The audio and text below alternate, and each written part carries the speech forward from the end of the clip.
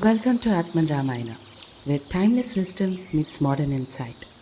Join me, Svetanusha, and our resident expert Srini as we embark on a journey through the sacred narrative of the Ramayana.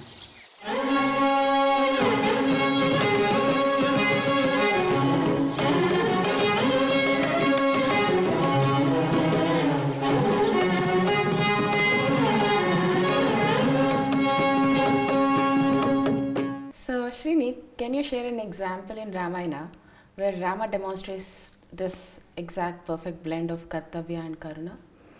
Oh, there are multiple ones, but say for example, I'll pick two of them and talk about it in detail.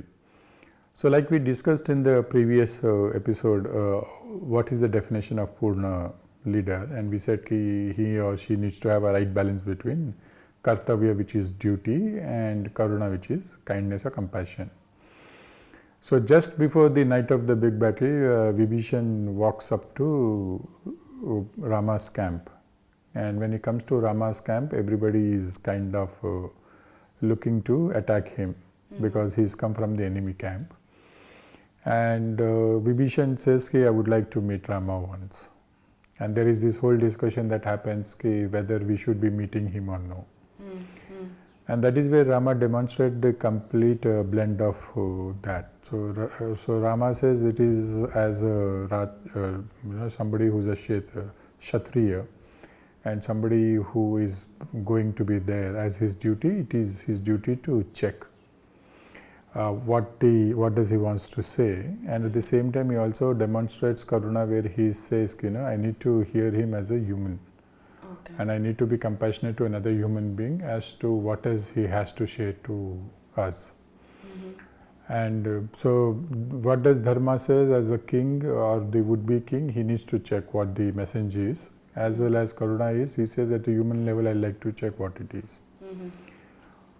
The other example which is when he is on the journey to find Sita and he finds Jatayu bleeding, as much as he is Kartavya bound towards getting Sita back and he knows he is running out of time, but he decides to spend time with Jatayu and also perform his last rites.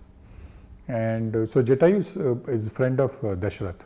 Oh. And so Rama has a talk with him saying I was unfortunate not to do last rites of my dad. And here I'm getting an opportunity to do the last rites of you, which is doing as good as doing my last rites of my dad. And so as much as everybody is worried saying they are losing time in finding Sita and it will become more tough as they spend away more time, but he doesn't lose his focus from Karuna. He performs the last rites of Jatayu. And in fact it's very interesting, Jatayu, even though is a vulture and it's not considered as the one of the whatever we say gold standards to attain moksha, but Jatayu does get moksha because his last rites are performed by Rama. And that's another classic example for us to see how one can evolve oneself in a given lifetime. So there are multiple examples of how Rama has personified this fine balance between what is duty or how one has to follow dharma, and also how one does not lose in that process the ideals of being a good human being. So today our challenge is we are so preoccupied with the goals and we are so worried about achieving the goals. So many times we forget the aspect of being compassionate. So we are worried about that next quarterly result and the next annual results. And in that process we forget that there are people who are going beyond the call of duty to help us perform. And we have not exhibited that even basic courtesy of thanking somebody or expressing a gratitude. So simple things that I keep asking people, how many people did you write that thank you note when you got your last promotion or last increment? Because it was not a function of alone you, right? There were multiple people who came to make that happen. Correct. Both at the office and at the home.